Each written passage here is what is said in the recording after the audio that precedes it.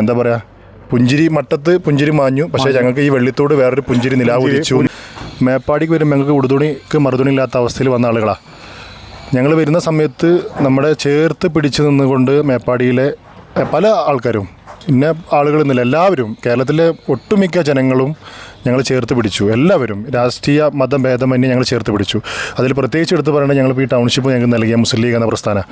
കാരണം നിങ്ങൾക്കറിയാം, ഞങ്ങൾ ന്യൂസിലൊക്കെ അറിഞ്ഞിട്ടുണ്ടാകും. കാരണം ഞങ്ങൾ വന്ന സമയത്ത് ഞങ്ങൾക്ക് ഡ്രസ്സായിട്ടും ആദ്യം സർക്കാർ തന്നതിന് മുന്നായിട്ട് 15,000 ബൈ ക്യാഷ് തന്ന ഒരു പാർട്ടിയുടെ പേര് മുസ്ലിം ലീഗ് എന്ന പ്രസ്ഥാനം.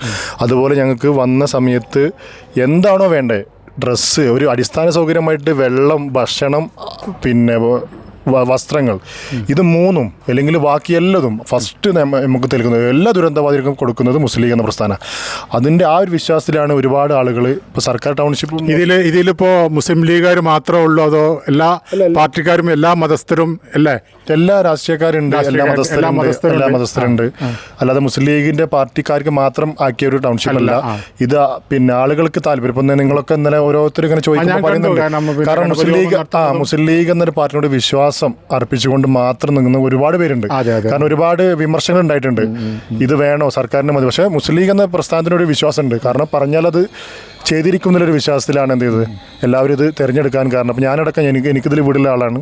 അപ്പം ഞാനും ഇതിനേക്കാളും ഒന്നുകൂടിയും മെച്ചം ഈ എന്താ പറയുക, പറഞ്ഞു കേൾക്കുമ്പോൾ സർക്കാരിൻ്റെ ടൗൺഷിപ്പാണ് ഇതിനേക്കാളും മെച്ചം എന്നുള്ളതായിരുന്നു പറഞ്ഞു കേട്ടിരുന്നത്. അതിനെക്കുറിച്ച് എന്താ പറയാനുള്ളത്? ഇപ്പോൾ നിങ്ങൾക്ക് ഇവിടെ വന്നാൽ കണ്ടാൽ ഏകദേശം മനസ്സിലായിട്ടുണ്ടാവും. സർക്കാരിൻ്റെ മോശം എന്ന് പറഞ്ഞാൽ സർക്കാരിൻ്റെത് സർക്കാരാണ്, പൊതു ഖജനാവാണ്.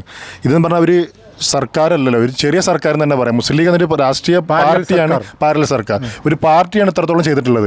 സർക്കാരിന് 200 കോടി വെച്ചിട്ടാണ് സർക്കാർ ഈ കാര്യങ്ങൾ ചെയ്യുന്നത്. പക്ഷേ ഇത് ചെറിയൊരു എമൗണ്ട് വെച്ചിട്ട് ഇത്ര വളരെ ഭംഗിയിൽ, കാരണം പറഞ്ഞാൽ നമുക്ക് എന്താ പറയുക, ഒരു വിഷമമാണ്. കാരണം ഇത്ര രീതിയിൽ ഒരു സംഭവം നമ്മൾ അകത്ത് ചെയ്യണം, ഒരു വീടിൻ്റെ അകത്ത് ചെയ്യുക, ഒക്കെ പാർട്ടി കാര്യങ്ങൾ നിർദ്ദേശിച്ചിട്ട് എന്താ വേണ്ടി ചെയ്തോളി, നിങ്ങളെ കയ്യിൽ നമ്മൾ തന്നു. അപ്പോൾ ഇന്നലെ ഞങ്ങൾ എന്ത് ചെയ്തു, ഞങ്ങളെ കുടുംബങ്ങളും ഒക്കെ എന്താ പറയുക കൂടിയിട്ട് അവർക്ക് ട്രീറ്റ് കൊടുത്തത്. ഈ പാർട്ടി ഞങ്ങൾ എത്രത്തോളം ഈ 2.5 വർഷത്തോളം 2.5 വർഷത്തോളം ഞങ്ങൾ ഇങ്ങനെ ഒരു താഴാതെ പൊന്തിച്ചിങ്ങനെ കൊണ്ടുവരുന്ന പാർട്ടിയും ഈ പാർട്ടി നേതാക്കന്മാരും മറ്റുള്ള ആളുകളെ സഹായിച്ച ഒരുപാട് ആളുകൾ, അവർക്ക് ഇന്നലെ ട്രീറ്റ് ചെയ്യുന്ന രീതിയിലാണ് ഇന്നലെ ഞങ്ങൾ എന്ത് ചെയ്തത്, ഒരു പൊതു പരിപാടിയാക്കി ഇവിടെ മാറ്റിയത്. പിന്നെ സർക്കാരിൻ്റെ മോശം എന്ന് പറഞ്ഞാൽ ഒരു ഞാൻ ഇപ്പോൾ പറഞ്ഞല്ലോ, ഒരു പൊതു എമൗണ്ട് എടുത്തിട്ട് ചെയ്യുന്ന പരിപാടി. അപ്പോൾ സർക്കാർ എത്രത്തോളം ചെയ്യുന്നുണ്ടോ അതൊന്നും നമ്മൾ ഇതല്ലേ, നമുക്ക് അവിടെ ഞങ്ങൾ ബാക്കിയുള്ളവരുണ്ട്. ഏകദേശം ഈ വീടിൻ്റെ താക്കോൽദാനം നടത്തി ആ സമയത്ത് തന്നെ സർക്കാരിൻ്റെ ടൗൺഷിപ്പിൻ്റെ താക്കോൽദാനവും നടത്തിയിട്ടുണ്ട്.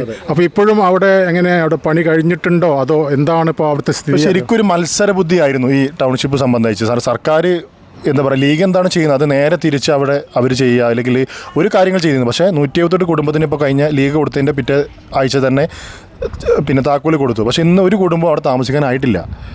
ഒരുപാട് കാര്യങ്ങൾ ചെയ്യുന്നത്. ഇപ്പോൾ നിങ്ങളിപ്പോൾ ഞങ്ങൾ പിന്നെ ചാവി താക്കോൽദാനം നോമ്പിന് തന്നു. ഞങ്ങൾ ആ സമയത്ത് റമദാനും അതുപോലെ കുട്ടികളുടെ പരീക്ഷക്കായ സ്ഥിതിക്ക് എന്തായാലും ഞങ്ങളൊന്ന് ഒരു മാസം ഡിലേ ആക്കി ഈ സമയത്തിലേക്ക് ഇപ്പോൾ ഞങ്ങളെല്ലാവരും ഓക്കെ. അപ്പോൾ ഞാനിപ്പോൾ ഈ ആഴ്ച അടുത്ത ആഴ്ചയായിട്ട് ഞാൻ താമസാക്കും. നമ്മൾ ചെറിയ നമ്മളൊരു വർക്ക് ഉണ്ടാവില്ല, നമ്മളൊരു വീട് കിട്ടിക്കഴിഞ്ഞാൽ ബാക്കിയുള്ളവർ ഇന്നലെ ഇന്നുമായിട്ട് നാളെ മറ്റന്നാളൊക്കെ ആയിട്ട് ഓരോരുത്തർ കയറി കൂടുക.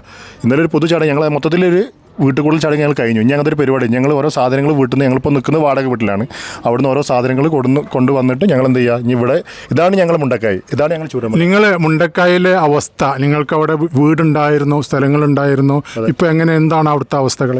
അവിടെ ഇപ്പോൾ ഞാൻ എന്നെ സംബന്ധിച്ച് എനിക്ക് നല്ല അത്യാവശ്യം കുഴപ്പമില്ലാത്തൊരു വീടായിരുന്നു. ആ വീട് നിൽക്കുന്ന സ്ഥലം ഇപ്പോൾ ഏകദേശം മനസ്സിലാകുന്നില്ല, ആ ഒരു ഇതിലാണ്. പിന്നെ ഒരുപാട് ആളുകൾക്ക് അവിടെ തന്നെ തോട്ടും കാര്യങ്ങളൊക്കെ ഉണ്ട്, അതിപ്പോൾ അങ്ങനെ നിൽക്കുന്നുണ്ട്. പക്ഷെ അവിടെ വന്യമൃഗ ശല്യങ്ങളൊക്കെ ആയിട്ട് അങ്ങോട്ട് പോകാൻ പറ്റാത്ത പ്രയാസങ്ങളും കാര്യങ്ങളൊക്കെ ഉണ്ട്. പിന്നെ കൂടുതൽ ആളുകൾക്കൊന്നും ഇല്ല, മൊത്തത്തിൽ നഷ്ടപ്പെട്ട ആൾ. പക്ഷെ എന്നാലും കൂടെ ആളുകൾക്ക് എന്തെങ്കിലും അവിടെ തോട്ടങ്ങളും ഭൂമികളും കാര്യങ്ങളും പിന്നെ ഓരോ പ്രോപ്പർട്ടികളും കാര്യങ്ങളൊക്കെ ആയിട്ടുണ്ട്.